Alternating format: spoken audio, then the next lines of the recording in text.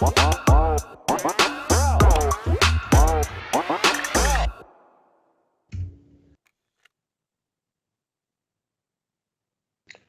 back to another episode of the BMR NBA show. My name is Junior Browne, and I'm joined by my guy, Jordan Sharp. Yesterday was a small slate, only 3 games. My picks went 1-1, but I'll let my guy Jordan get into the recap. Not too much to talk about yesterday. How was your day, Jordan? How'd you do?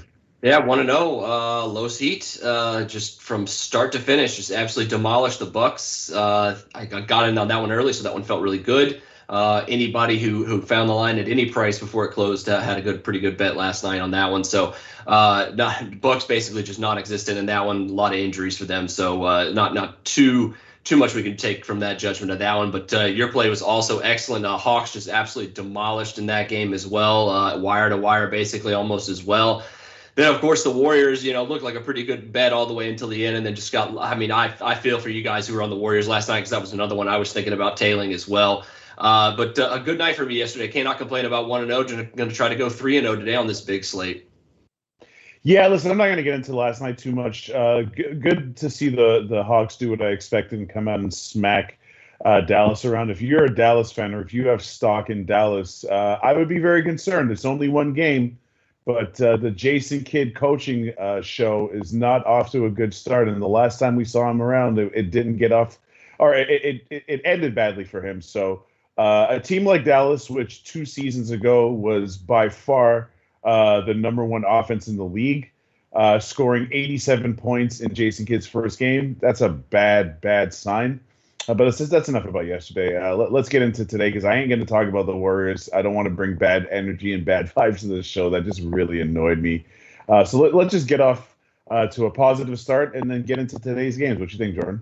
Yeah, no, I'm ready. Let's talk about it. We got a lot to talk about today. Let's do it. Whenever you guys are ready in the studio, let's pull up the first game and get this thing rolling. As a matter of fact, Jordan, I usually start off. I'll let you get it going. Give me your looks and your opinions on this first matchup. Yeah, Brooklyn, 3-point favorite here on the road in Philadelphia. Total looks like it's about 226.5. This is probably one of the marquee games of the night, if not the marquee game of the evening. There's a few that obviously have a lot of appeal. This one's probably between 2 of the highest ranking playoff teams, definitely in the Eastern Conference. So going to be a lot of eyeballs, a lot of handle on this one for the sports books in this one. And I think for that reason, I think it's one of the reasons why I'm staying away from this game. Early on in the season, I think we talked about this like 2 days ago. There's just not a lot you could tell from the games we've had so far. It's going to take some time, I think, to get a handle on what kind of teams we're dealing with here with some of these teams.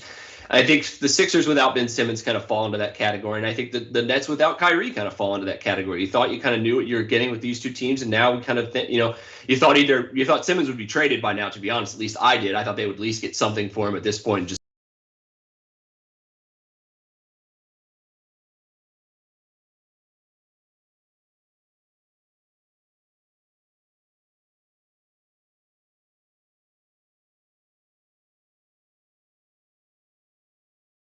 in that matter. But if I did have to kind of like make a play on this game, I think I would probably lean more towards the under here because I think that it plays more towards Brooklyn a little bit more in this game if they're keeping Philadelphia and their defense is actually engaged. I need to see that first. That's, I think, one of the main things I need to see from Brooklyn. But that's one of the main things I think that's keeping me from laying the points here. I think the under is going to stay a lean for me. But that Brooklyn I just can't invest in either of these 2 teams right now, especially Brooklyn. I got to see them at least start to defend, which I think they're very capable of doing. I don't think they're incapable of doing it. I just need to see it first. Yeah, listen, this is one of my official picks for the game. Hello? Yeah, I hear you. We're still here.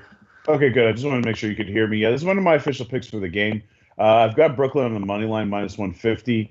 Minus 150 is usually my limit in terms of NBA money lines, as Jordan well knows, but some of the listeners might not.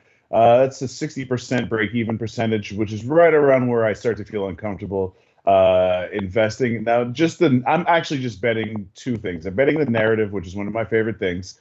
I watched the first Sixers game, and I'm not convinced by the Sixers. I will tell you that I watched that Pelicans game, a very short-handed Pelicans game, and the Pelicans were going punch for punch with the 76ers for the entire first half. Now, the Sixers came out in the second half, or particularly the third quarter, and turned up their defensive intensity to what we've come to expect from them, right? They're a defense-first team.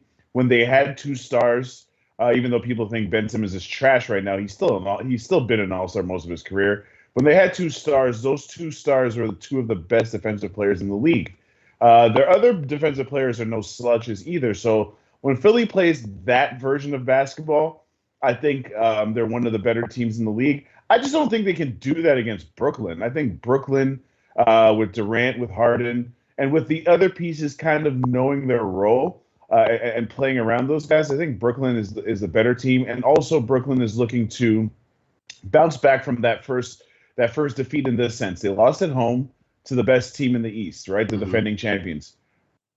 Technically, they would be the second best team in the East, and then the Sixers would be the third. Are you going to start your season off losing back-to-back games to your closest rivals for the conference crown? Doesn't mean it's not going to happen. I just think that Brooklyn's going to come out with a really, really good mentality, very, very focused, looking to win. And, the one thing I took up from their first game is Kevin Durant looks like Kevin Durant. We saw that at the end of last season. You still never sure how anyone's going to show up at the beginning of the season. And with a full offseason to, work out, get his strength back, and just get some rhythm back under his belt, I think Kevin Durant is going to explode tonight. I don't have any plays on his prop, but I'm probably going to end up playing a Kevin Durant prop, whatever it is. I'm almost like trying to convince y'all to ride with me. Don't let me convince you of anything. I'm just sharing my thoughts on this game and what led me to this pick. Because again, laying minus 150. If you guys continue riding with us for the rest of the season, I am not big on laying a lot of points or big prices like minus 150. But in this case, I just feel like Brooklyn is going to come in and take advantage of one very underrated factor. The pessimism in Philly is as high as it's been since the process days. And if Philly comes out and starts off in this game the way they started off in the Pelicans game, that crowd is going to turn on them, and I think Brooklyn's going to feed off that energy. What do you think about that, Jordan? No, I absolutely agree. I do think that Brooklyn has the upside of this. Like, Philadelphia is the team that I'm more concerned about still figuring it out at this point. I think Brooklyn is who they are. And it's just going to come down to, like I said, them being able to play defense, which they're very capable of doing. It just need to see it. They have a ton of guys with upside on that side of the ball, and I agree that if Philly kind of starts out slow, and another thing I think we forgot to mention tonight that Joel Embiid's officially questionable for this game, and I think he's going to play, but this is a huge game. But at the same time, we still have to consider that as well. I think that's also factoring into the Brooklyn side of things in this one as well. But I agree.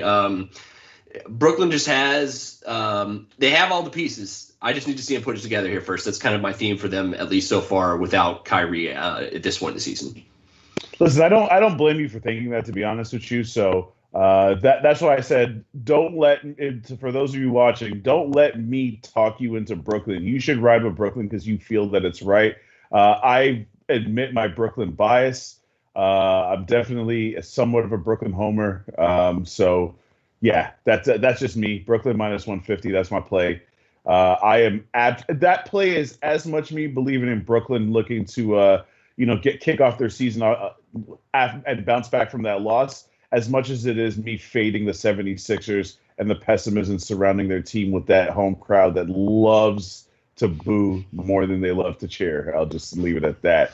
The second game is actually the most interesting game to me. I didn't make it one of my official plays because the line that I got early on this morning is not available yet, which was Celtics first half -3. That line has moved up to 3.5, so I didn't make it an official play because I feel like that's a key number that makes a pretty big difference if you're going to bet on them or not. The full game spread, I believe, is -6.5. I actually have another play that I didn't put here as well, Jordan, just because I'm not the type of guy that gives up prop picks usually, but I do have a prop bet just for you to know on Jason Tatum over 26.5. He took 30 shots in their first game and missed 23 of them. He can't possibly play worse than that. He was 2 for 15 from 3, which is like that's an abomination. Tonight he's facing a Raptors team or they're facing a Raptors team, him and his Celtics teammates, that has made a commitment to small ball, and I think that's where the Celtics got him. We saw them score 87 points against Washington, and I'm not going to make a big deal about that. OG Anunoby and Fred VanVleet shot a combined like 7 for 38 or something crazy like that. They were terrible as well. I just think the Celtics, look to bounce back from what has to be somewhat of a heartbreaking loss. You wasted Jaylen Brown. Jaylen Brown's 46 points. You really actually should have won that game. If Jason Tatum was even decent, they would have won that game.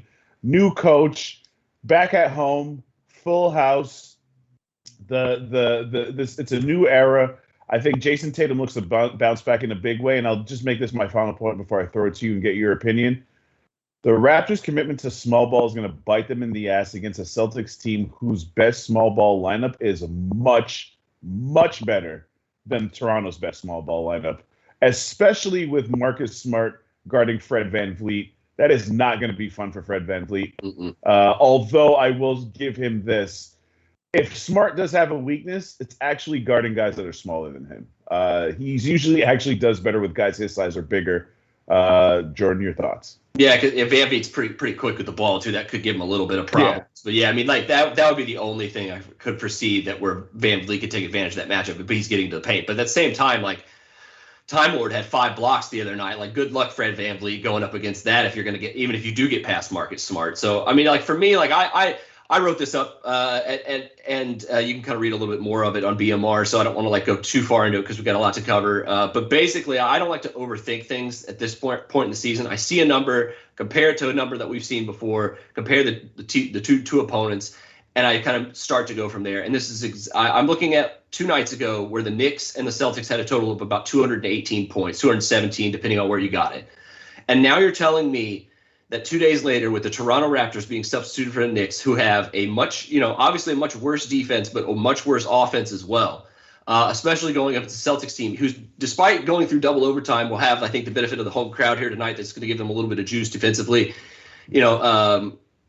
I don't see the Raptors could be one of the. In fact, if there was a market for the lowest scoring team of the evening, I might bet the Toronto Raptors to be that team tonight, because I think the Celtics, despite being potentially a little tired, but it's it's the first game of the season. Like, I'm not going to take too much into that. They just, like you said, they match up way, way, way too well against this Toronto Raptors team. And if they just only score 85 to 90 points in this one, I would not be surprised.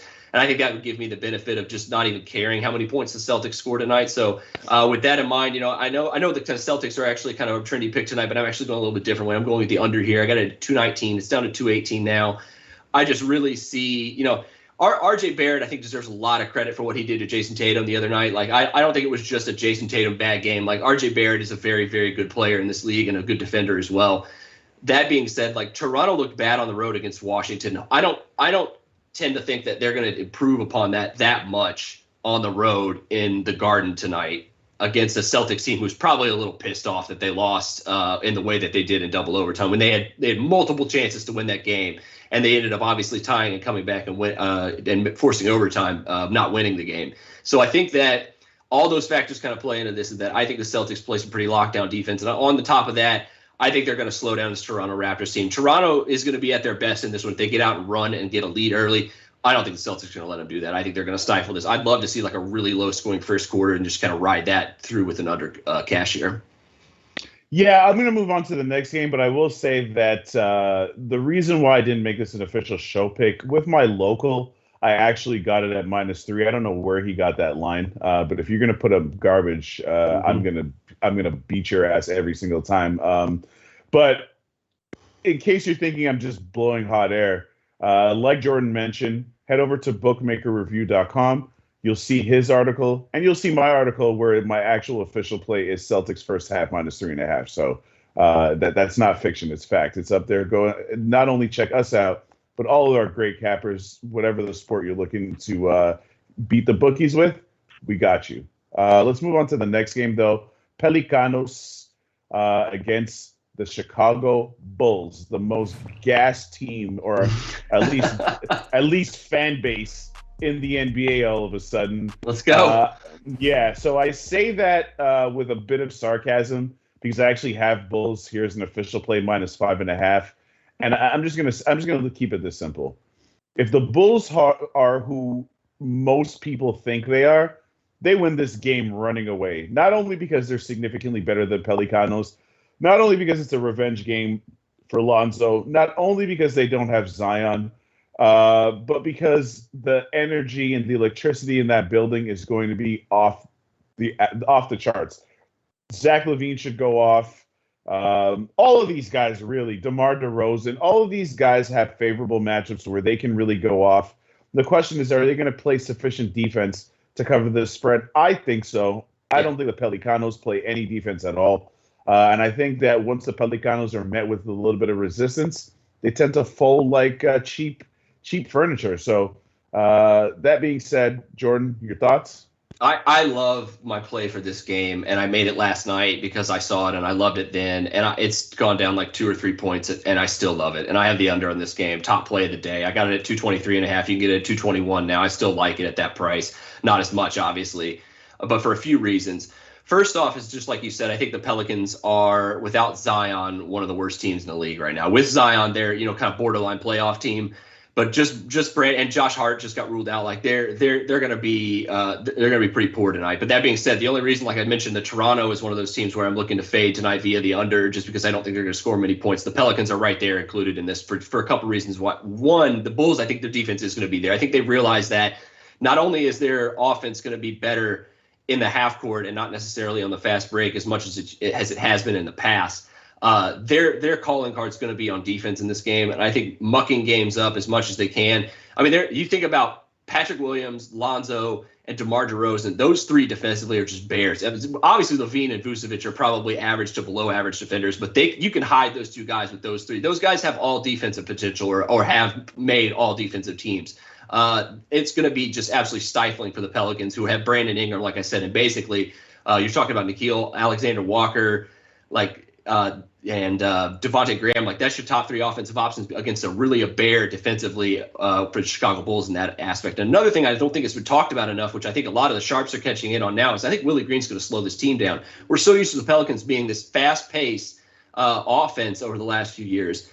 I don't think they're necessarily going to play that way. Obviously, we need to see more. But like the one thing, and another thing that's making me lean under or making me play the under here more than the spread, because I think like you said, that the Bulls kind of seem like the best bet in here on that side of things. I think the Bulls' offense is kind of still going to be a work in progress. They're still trying to figure out who's kind of 2A, 2B, 2C after Zach LaVine being that number one guy. I think that's going to take some time. And to be honest with the way they want to play under Billy Donovan, I think that it's going to take 15 to 20 games before they reach their full potential on offense. Their defense, however, I think is going to be what wins them or covers the spread for this game. I think it's definitely what's going to cash us the under here in this one. So the official one for this one, I got under 223.5 last night. Yeah, the last thing I'm going to say about this game, because I'm sure on Twitter, just like people came at you yesterday when you said, Westbrook on the top 75 all-time players is ridiculous. If I could go on all show about that. I just avoided it because I could go on all show about it. Oh, listen, I'm not even going to get into it, but so I'm bringing that up because when we say things that people disagree with, they tend to get on Twitter and come at us. I already know you Bulls stands who haven't watched any Bulls games for the last couple of years, but all of a sudden think they're a playoff team. You're going to say, all that smack you talked about the Bulls in the first on day one, now you're laying points with them. Jordan, name me the Pelicans' top three offensive options again, please. NAW, probably Ingram and Graham, I think, tonight. And maybe Valanciunas might get some buckets, but we'll see. You have to be kidding me. So that's exactly. I made your point for you. On the road. That's why I'm laying on the road, Bulls, because I'm fading the Pelicanos. So next up, we've got my son's son and the Los Angeles Lakers. And unfortunately for my sons, I'm fading them in this game. I'm taking the Lakers money line. I got them at -115. And my thinking here is last year in the playoffs, when Anthony Davis was healthy, the Lakers were laying a smackdown on Phoenix. Okay, I can't pretend that that's not a thing. That's a thing. Anthony Davis is healthy. LeBron looked really good in game one. LeBron looked like the most in shape guy on his team, which is it's its own conversation. That's an entirely different conversation. if we get the best version of Russell Westbrook, which is very possible because he's going to look at Chris Paul and be like, Chris Paul, you might be a top 75 player of all time, but so am I, son. And I can get off on you. Doesn't mean that Chris Paul can't stand up to the test, but the way that Russell Westbrook looked in that game, he can't possibly play worse. And I think if Frank Vogel is the coach that many don't give him credit for, but probably is, he's smart enough to know that, you know what, I need to do something to get Westbrook going. Doesn't mean I run the offense through him, but it means I get him the ball in the block versus Westbrook, where he could shoot the only reliable shot that he has in his repertoire other than a dunk, which is that shot that he hits off the backboard from the 45. That shot, he's money. He makes that shot all the time. I think you're going to see a lot of Westbrook posting on Chris Paul. I think you're going to see AD go absolutely berserk. LeBron's probably due for a big game too, and I think the Lakers are going to get a home victory that they I'm not going to say they desperately need, because they don't desperately need to win, but you know how it is in Tinseltown. Mm-hmm. They lose 2 in a row, and the sky is falling. So I think they're going to get their season off to on the right foot here. And after this loss, the Phoenix Suns will kick into another gear because the sense of urgency will ramp up once they go 0-2, which is what I believe will happen tonight. What you got tonight? What you got on this one, Jordan? I think this may be the first time all season that we may disagree on something. I don't have a play on the Suns, but I think if I did, I think I would pick the Suns here for the simple reason that I'm going to go back to what I said about the Lakers on opening night. I just think that it's going to take some time before this team fully gets to their potential, and even that full potential, they're still probably not the best team in the Western Conference. So they're just going to have to get off on their star power. And I think that the Suns, we talk about the cohesion factor. I think that's the one thing that they have going for them tonight. That's why it's keeping me away from this game. I will say this: if I could, they say buy stock when there's blood in the streets. Like, if I could buy stock in Russell Westbrook, like right now or over the next 2 games, if he struggles again, like I feel like I would do that. I feel like I would just lay the hammer down on that, because he's going to figure it out eventually. He's too good of a player, and I think like he. At this point in career, he's obviously, I think, gotten to the point where he probably realizes he's not a number 1 option. So, like, he just finds his place in this team, which I think there is. And me tweeting earlier that he's not a top 75 player. I like Russell Westbrook a lot. I just think Dwight Howard's amazing. I think him being left off that list is just revisionist history, because apparently the people who made that list didn't watch basketball between 2007 and 2013. But I digress. Like, I feel like that me and you being kind of leaning on opposite sides, or you being on the opposite side of my lean, just kind of tells me, like, I just need this, stay away from this game. The spread's too short. It probably will go down to the wire. I don't see either of these teams pulling away from the other via like a 10 or 12 point lead or more, at least for very long, without the other one making a run. So it's just going to be probably a back and forth game. If there was a market for most lead changes in the game, this one would be my pick. But I can't make any. I don't have anything official on it. Maybe a Russell Westbrook prop. I haven't looked at it yet. Maybe that may be the buy low opportunity, but I don't know if I'm ready to bank on it in just the second game of the season. I think I said this on Tuesday. I just really need to see it for about 10 to 20 games before I really feel more comfortable about it. Listen, yeah, Dwight Howard on the top 75. I'll just say this: Dwight Howard is basically like the last of the old school big men. The one thing that leaves room for argument with him is that his offensive game is absolute garbage. Sure, but in his prime, he was 2014 with 3 blocks and leading a pretty mediocre roster to the NBA Finals. Exactly. And while knocking LeBron's ass out of the playoffs in the process. So, yeah, people kind of forget. That's fine. That year, really real quick, that year in I think it was 2011 you're talking about. No, that was earlier than that, but when they made the finals. But in 2011, when he was like second in the MVP voting to D Rose, and D Rose won that MVP, and it was like basically like LeBron should have won it, but everybody was just so sick of LeBron at that point that they're like, we have to give it to Derrick Rose, and ended up Dwight being second. Like he would have been only the 4th player to win Defensive Player of the Year and an MVP, now 5th because Giannis has done it. And I feel like even just getting close to that company, and then you leave him off a top 75 list is kind of egregious. Yeah, and Russell Westbrook is overrated, but come at me on Twitter. And he probably shouldn't have won his MVP either, but I don't want to get in that conversation either, because it's just going to piss a lot of people off, and we just don't have time for it today. Oh, I got time. He's overrated. He's a great player.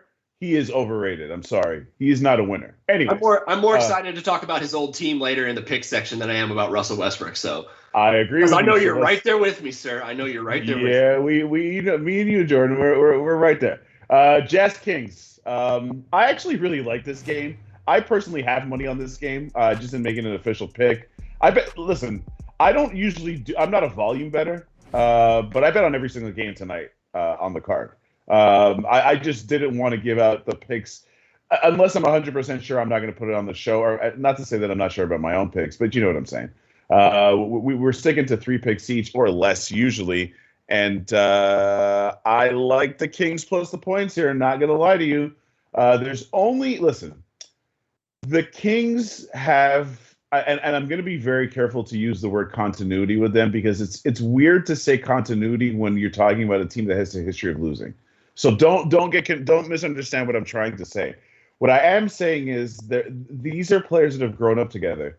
They play for the same coach. They played in the same unit. They've weathered the circus that they were drafted into.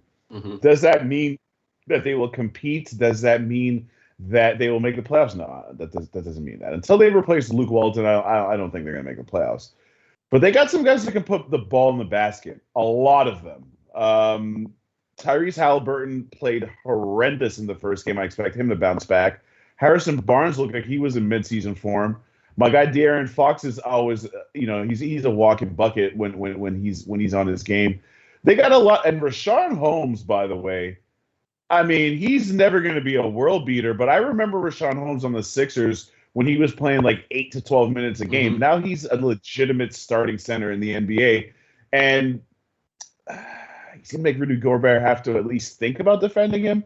Again, he's more of those, you don't run plays for him. He gets what he gets because he's always in good position and he takes advantage of his opportunities. I guess the point I'm trying to make is I mentioned this early on when we did the first show. I'm not 100% sold on the Jazz. I think that the variance is going to catch up with them. I still think they're easily a top 4 team in the West. I just don't think they're a number 1 seed. Anything more than 6, I was on the Kings. It's at 6.5. Mm-hmm. I took the Kings at 6.5. Not an official play, but that's where my head is at. Your thoughts? Yeah, you're exactly right about the Kings' ability to put the ball in the basket. Like the question is whether they can play defense tonight, but I think the question for the Jazz is whether or not they're going to be able to play a little defense on the road here. We other than the Nuggets, that's the Jazz are that other team that kind of just are kind of Jekyll and Hyde from home to road. And I don't, like I said, until I see them like dominate a Kings team that has a lot of good players, like you mentioned, and a pretty deep bench. They got a lot of guys that can throw at that front court. I mean, like Tristan Thompson, Alex Len, just take up fouls against Rudy Gobert. Leave LaShawn Holmes to kind of get buckets and be that third option offensively. I think it's like, I'm agreeing with you, man. I don't think I'm going to tail, but I do like the Kings plus 6 here in this position, but I got to see it defensively for them too, because I know that at least the Jazz, are going to have a pretty good floor offensively here tonight, regardless of what the Kings do offensively. The question is whether or not it's going to get into, a shootout.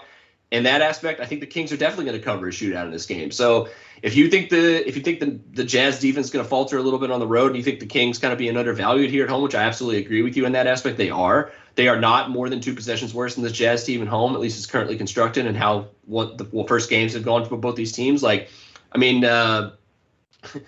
was the Utah? They only scored 107 against OKC the other night. Obviously the Kings defense isn't as good as that, but they're still going to give them some problems matchup-wise. And Terrence Davis, Buddy Hield, those guys coming off the bench, they're going to give you some buckets. So, and we've talked about the Jazz. One of their Achilles heels is depth. It's going to be, and Davion Mitchell, I think, also has some upside. So we got to.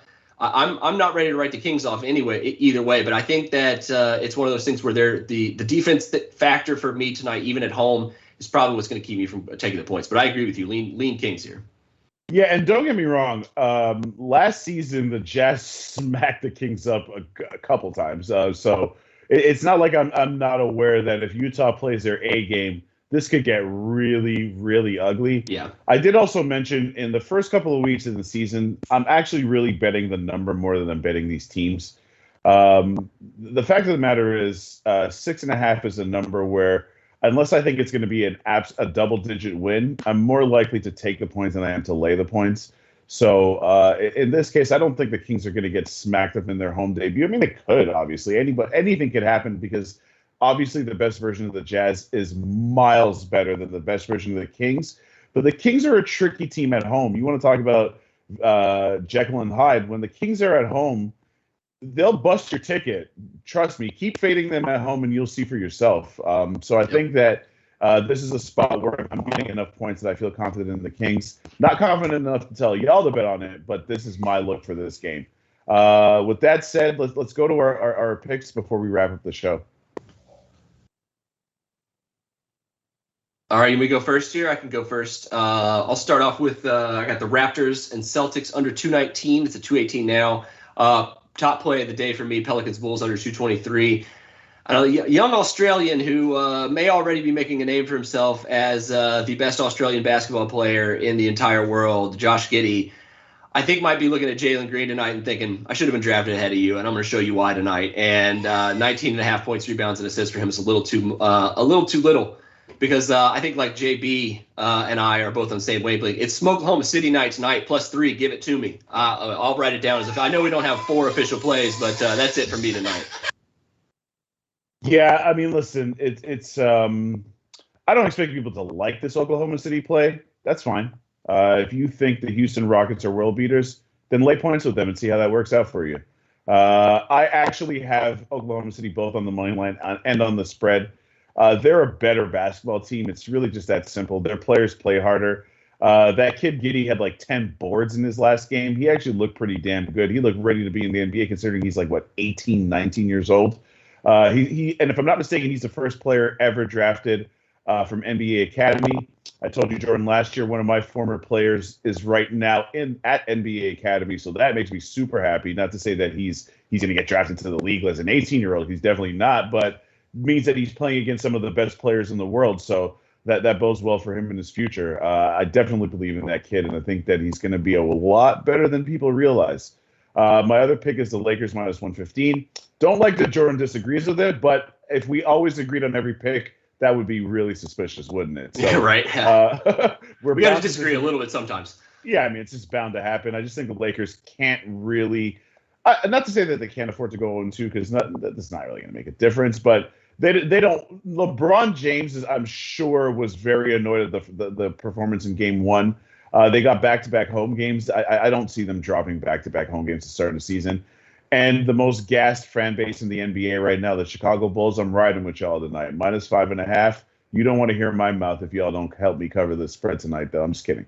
But no, seriously, yeah, I think the Bulls at home, they're just a much better team than than New Orleans with much more firepower and a better coach, too, if I'm just going to be honest. I'm not saying that Willie Green's a bad coach, but he has one game of coaching experience. So I'm going to ride with Billy Donovan, multiple-time NCAA champ, who's been in the NBA for enough time now to understand the professional game. So riding with the Bulls. Thank you guys for riding with us. Me and my guy Jordan will be here on Monday to Friday, 12:30 Eastern Time. Same channel, BMR, Bookmakers Review YouTube channel. Please check out bookmakersreview.com. You can find my articles, Jordan articles, and all of our expert cappers. We appreciate y'all for joining.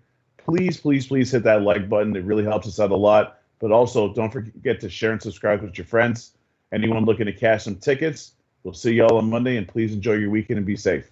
Let's go play that defense, Bulls.